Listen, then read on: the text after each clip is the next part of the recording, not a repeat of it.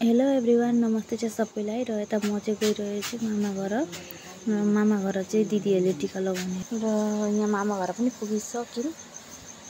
र त्यसपछि चाहिँ यता आमाहरू चाहिँ अघि नै मामा घर आउनुभएको थियो त्यही टमटममा।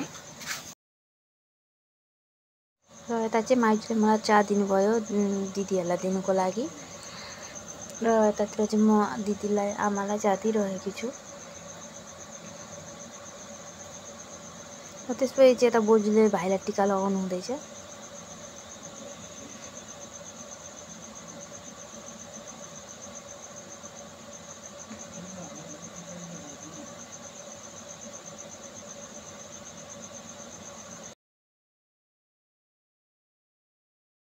र त्यसपछि चाहिँ हामीहरू यहाँ घर पनि आइपुग्यौँ। र उता बहिनी पनि आइसक्यो हामीलाई लिनुको लागि।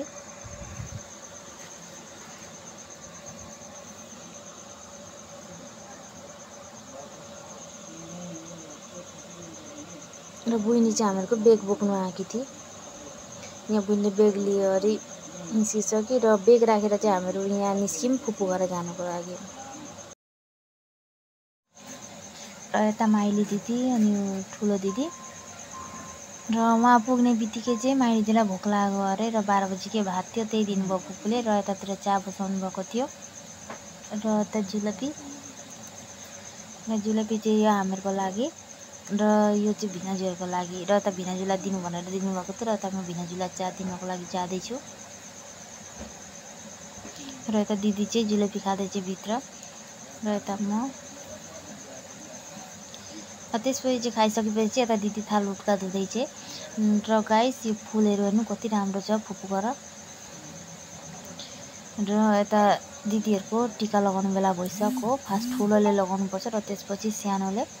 र यता ठुलो भिनाजु र दिदी लगाउँदैछन् टिका। त्यसको पछि चाहिँ अनि माइली दिदीले लगाउँछ। मेरो त हुँदैन।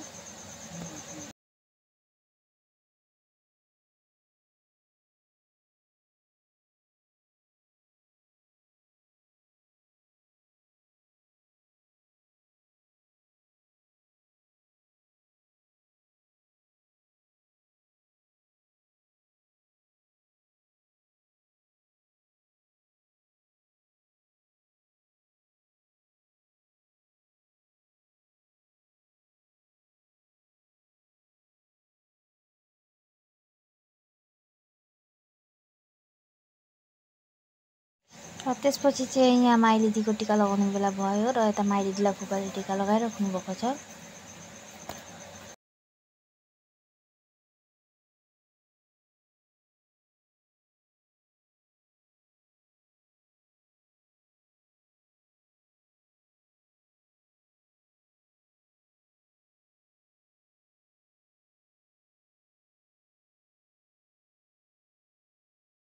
र त्यसपछि चाहिँ यता फुपूले टिका लगाउनु हुँदैछ माइली दिदीलाई।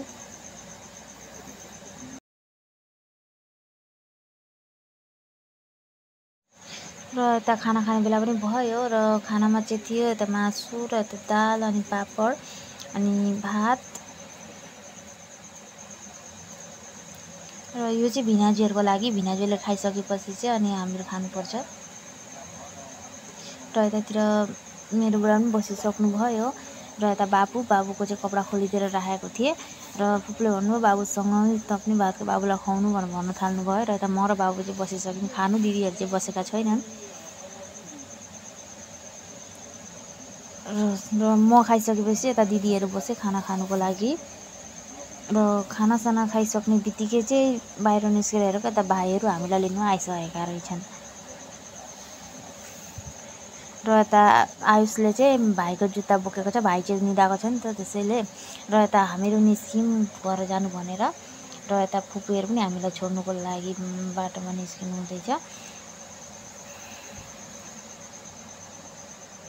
र यता सानो बाबु चाहिँ बिमारी छ। र त्यसैले भिनाजु चाहिँ धरेर गाडीमा चढाउनु हुँदैछ।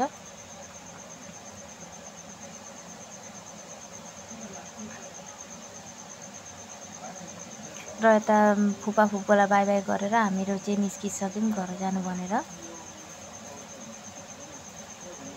र अहिले हामीहरू यहाँ घर पनि पुगिसक्यौँ गाइस। अहिलेको लागि बाई बाई।